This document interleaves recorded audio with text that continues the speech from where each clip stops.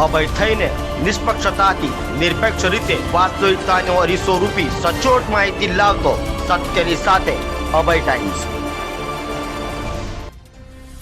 જૂનાગઢ જિલ્લાના ગોંડલના ધારાસભ્યના પુત્ર દ્વારા અનુસૂચિત જાતિના યુવાનનું અપહરણ કરી માર મારવાની ઘટનાના વિરોધમાં સુરતમાં આવેદનપત્ર આપી રજૂઆત કરાઈ હતી।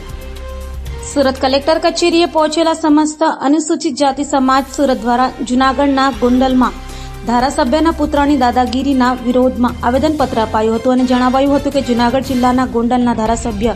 ગીતાબા તથા જયરાજસિંહ જાડેજાના પુત્ર ગણેશ જાડા દ્વારા અનુસૂચિત જાતિના યુવાન સંજય સોલંકીને ફિલ્મી ઢબે બંદૂકની અણીએ અપહરણ કરી જઈ નિવસ્ત્ર કરી માર મારવામાં આવ્યો હતો। ગણેશ જાડેજા સાથે તેમના 10 સાગીરતો પણ અપહરણ કરી નિર્વસ્ત્ર કરી માર મારવામાં સાથે હોય, જેથી આરોપીઓ સામે કડક પગલાં લેવામાં આવે તેવી માંગ અનુસૂચિત જાતિના લોકો દ્વારા કરાઈ હતી। સુરત શહેર કલેક્ટર સાહેબને એ રજૂઆત માટે કરવા આવ્યા હતા કે જૂનાગઢમાં અમારા અનુસૂચિત જાતિ સમાજના પ્રમુખ રાજુભાઈ સોલંકીના પુત્ર સંજયભાઈ સોલંકીનો ફિલ્મી ઢબે ગોંડલના ધારાસભ્યના પુત્ર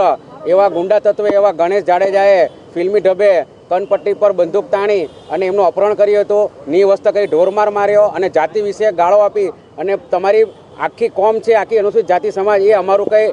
કરીને લેશે એ રીતે બીભત્સ ગાળો આપી અને ઢોરમાર મારી અને એને ત્યાં નાખી ગયા હતા। અને 6 દિવસ વીત્યા પછી પણ હમણાં ધરપકડ ગઈકાલે રાતે થઈ હતી, કેમ કે એ વર્તમાન ધારાસભ્યનો પુત્ર હોવાથી એમને એટલી બધી છૂટછાટ હોય છે। ગમે ત્યાં જુઓ તમે ગુજરાતમાં દલિતો પર અત્યાચાર થાય છે, ગામડે ગામડે અમને કોઈ અધિકાર નથી અને જો આવું જ રહ્યું તો અમે એક દલિત સ્થાનની અલગ માંગણી કરીએ છીએ અને જો કદાચ કોઈ બીજો સામાન્ય ઘરનો વ્યક્તિનો છોકરો હોતે તો ધરપકડ થઈ જતે, પરંતુ આ શાસક પક્ષના નેતાનો છોકરો જે ધારાસભ્યનો પુત્ર છે એટલે એ લોકોને ગુંડાગર્દી કરવાનો એક હક આપી દીધેલો છે।